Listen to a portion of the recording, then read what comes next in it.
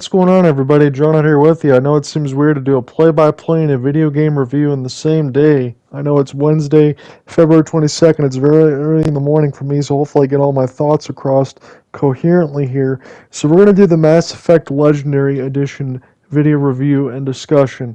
It's been about a year since I even reviewed a game. I think the last one was Gran Turismo 7 in March around my birthday. So it's been a long time since I played these games because we're going to go through 1, 2, and 3 here between 2007 for the first, 2010 for the second, and 2012 for the third. So in this, I'm going to have some screenshots as you'll see go across. This is me finishing all 3 games. I got a platinum on 2. And that's not to brag or anything, but these are some of the easiest ones to get. So if you just play the game correctly with them 1 and 2 and you find everything and do everything you're supposed to do, you probably get the platinum. And then all the way across, I made sure I didn't have any spoilers. Anything that's in there for gameplay is very early in Mass Effect original. And then some extra DLC stuff with a little bit of what would they always like to call it? Arena gameplay, to throw that in there just to see what it would look like between 1 and 3 to give you an idea. So, these BioWare gems. You talk about 1, 2, and 3.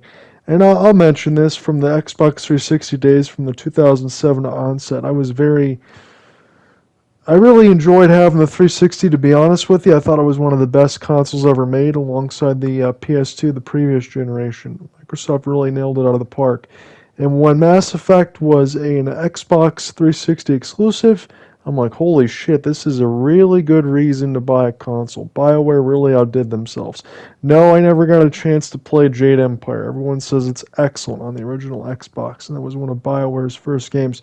But when Mass Effect came out, I played it, and it's just a typical RPG. You get to around level 60, although you can't get to that through the first playthrough, but you play as Commander Shepard. And it's one of those situations where the gameplay and the story isn't anything too spectacular, but you go out there and you do some hero's work and you save the world. But what makes it really special, especially back then on the 2007 side, and I still think it holds up now, is the camaraderie that you have between your teammates, how you get to know them, how you can break down in specific choices. You can be nonchalant, you can be very passive, be a Paragon side, or you can play like a renegade. And you have just good writing in between all the characters, and then it spans across 3 games, and you think, geez, if this game's so good, what's it going to be like for the next 2 games? And that's just a chef's kiss. So I will say this, I've only beaten Mass Effect 2 and 3 twice, because once initially when it came out in those years, and that includes the Legendary Edition now to be able to do this review there. So I've only played those twice. I played Mass Effect 1 3 times, because I actually ran through it with a male Shepard on the initial, and then a female Shepard on the initial, and then male Shepard for the Legendary Edition, just to see how different things would be, because I know Jennifer Hale does the voice acting on the other side for female Shep, and she does an excellent job, and so does the original Mass Effect. Man, his name is escaping me right now because I just didn't really look this up. But to be honest with you, as far as everything is considered, the choices and everything else with your teammates, it's absolutely incredible. So if I will say something to you as far as if you're picking this up for the first time, if you've never played Mass Effect, or if you have played the initial games on their release between 2007 and beyond, what you're going to want to do when you get the Legendary Edition is still play them in order. Because there are a little bit of differences in between the Legendary Edition and the initial release, and most of it is going to affect the first game, because the shadows and everything else are going to look better, some of the sounds are going to be changed, some of the graphical glitches and everything else are fixed. But this is a situation where you get the Legendary Edition because you haven't played the games in a long time, like I haven't. And from initial release, you go ahead and play this, you're going to pick it up and you're going to have a great time. So even though this is just the free version, and that would only go away when I lose PS Plus, most of the time right now, especially on sale or around Christmas or anything, so no, this game has been out for a while, so you could probably be able to pick it up for $20. And as I said, when you had the initial screenshots and everything else go forward, you're getting 100 hours of gameplay, bar none, across the board. So let's say you didn't do everything, you didn't do all the side quests or any other things like that, you probably still get about 60, 70 hours. Really what you're doing is you're screwing yourself over if you're not doing all the extra side quests. And especially when you get into the next games, if you don't do those, you're going to have some severe consequences as far as your party members. But really what it's all about is going through the main story, doing all the side quests, getting to know all of your characters, kind of fall in love with the writing, the voice acting, and everything else. Because as I said, what separates Mass Effect, and I think it still looks good at the time, even though this is just the PS4 side, the one thing that's unfortunate on this side, it's only like 1080p, even on PS5 or whatever else standards if you're using Pro and things like that for PS5 back compat. You're better off playing this on the Xbox Series X or PC where you can get full 4K stuff. And even though Mass Effect will still show a little bit of its age and 2 and 3 look a bit better, you're still getting the premiere experience, and you'd also get mods on that end. So I would definitely go to that. I think that's the next thing I'm going to do once the graphics card and everything else gets installed on the computer. Everything else is all set to go except for that. And so once that's done, I probably will check out the PC version and buy it for $20 or whenever it's on sale because it's worth it.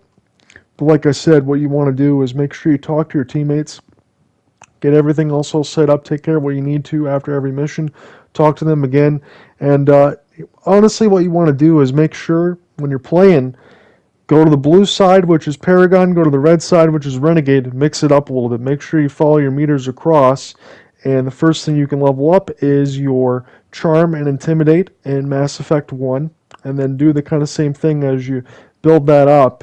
Whatever, it's going to be called a little bit different name in the second and third game as far as what your valor and everything else is going to be when you talk to people. Make sure you build that all the way up, because that's the first thing you want to do is make sure you build up that Paragon and Renegade so you can make the choices you need to make, so when it comes down to it, you're not having anything else bad happen to you, because it's nice to be able to sweet talk your way. When you're playing an RPG, that's kind of what you want to do, be able to sweet talk your way. You don't have to shoot everything in the face.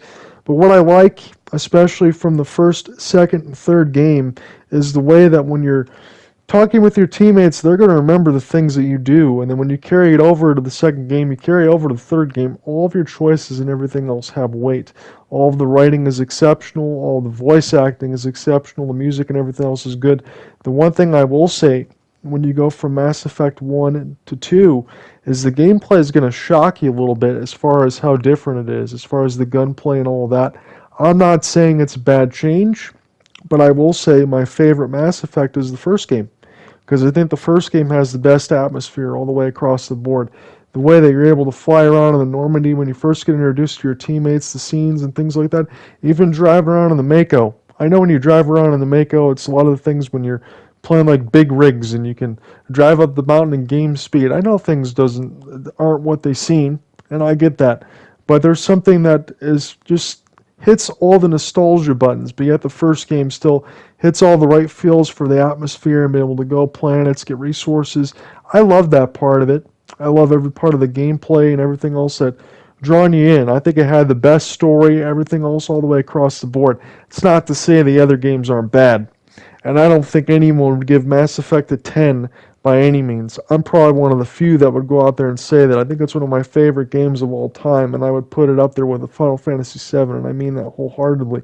I know Mass Effect's got some flaws, and I know when you're driving around in the Mako, you don't want to go through the same corridors like 25, 30 times when you hear, "Enemies everywhere!"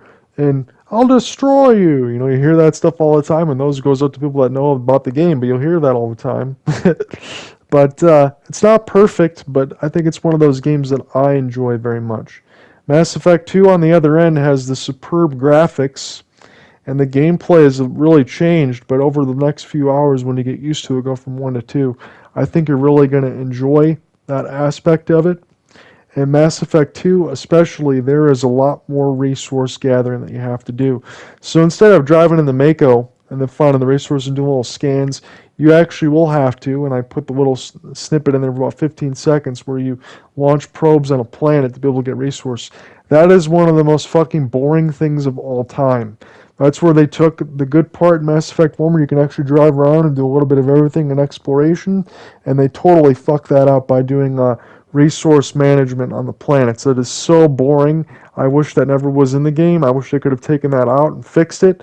So Mass Effect 3, there is none of that. You're going to go back to launch like one probe to get what you find, and then if you get attacked on the map, you got to peel back out. So there really isn't any exploration on the Mako, which is, I'm probably one of the only people that actually liked that. I think when we talked about it in the initial time, especially around 2012, 2013 when the game was coming out, people said they didn't like that. I guess I was one of the only ones that did.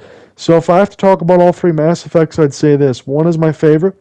I know some of the graphics and everything else are dated, but I love the atmosphere and all that. Two has a fantastic story. When you have Martin Sheen as the elusive man as a wonderful voice actor as well, that's very fun. I was very surprised when the game initially came out. I saw it, I was like, holy cow, that's really, really cool. Mass Effect 3 brings to the events home that you know that's going to happen, the inevitable end. And it's a really great game all the way through. Mass Effect 3, as you saw me leveling up Liara, it's a lot more in-depth as far as what you want to do with the characters. And make sure, again, from 2 going into 3, you keep all the characters and do everything else that you're supposed to do, because the story will drastically change. And a good job by BioWare, even if you lose some things and you change some things that you don't want, they have replacements for the characters because the show must go on in the third game. But that's going to lead me to something else that I want to mention. Mass Effect 2 and Mass Effect 3 is largely unchanged as far as the gameplay is considered. There are some heavy melees, but the way that it works is pretty much the same, except for between 2 and 3. Let's say 1, you can carry every weapon. 2 is very limited. 3 is a little more forgiving, but you have weapon weight with Commander Shepard. And if you have weapon weight with your other characters too, your AI teammates that you carry around, so the more weight they have, the less they can use their biotic abilities. So you could have even less weapons. Like for me, I only had a shotgun and a handgun. I'd like to go ahead and play through that and use the assault rifle and use other different weapons, because there's a lot of things that I didn't get a chance to experience when you're kind of limiting yourself and making sure you're building it off of Vanguard and building your abilities. So here's one thing that's interesting. I played Vanguard all the way through, and I know people say that's the easiest class because you can do the biotic charge and do the shotgun like I'm doing. I get it's cheesy, but that's just part of the gameplay that I'm showing you. So I did it in all three. So the first game, I'm a pistol wielding maniac, right? I have the full Paragon and Renegade. I can destroy people with a pistol all the way across the map. I kind of love that. In 2, you had a little bit more of the powers getting all the way across, and in 3, you really have the ability to zone in on what your powers are going to be. So then the Vanguard, you really play it as a charge and shotgun maniac. It's kind of the way that it's supposed to be played. So you always have your teammates that kind of round out your weaknesses, just like it's always been. But for 3, with the weapon weight and everything else, it might change a little bit of everything. But the gameplay is pretty similar between 2 and 3.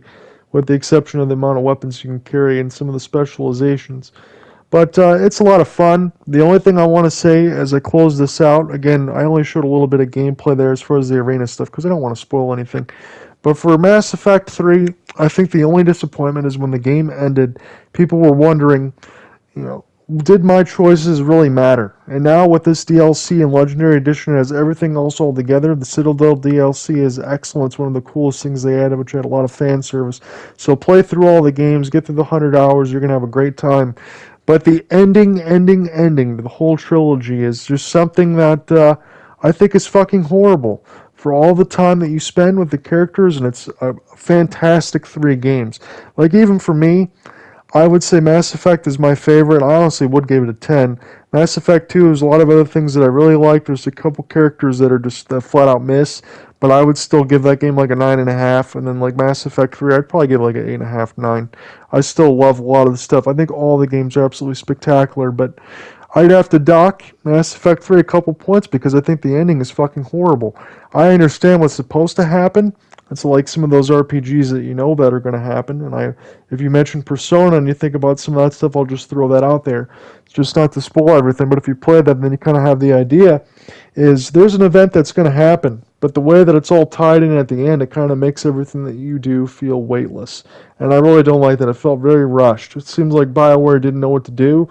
And again, this Legendary Edition doesn't change all that. But all the wonderful DLCs that are included, I had a great time with them, because honestly, I didn't play any of them on 2. I didn't play any of them on 3. I think I played it on Mass Effect 1, and I bought it when it was on sale one time on the initial 360, but I didn't play the other ones on 2 and 3, because I didn't feel like I wanted to pay the extra like 20, 30, 40 bucks at the time.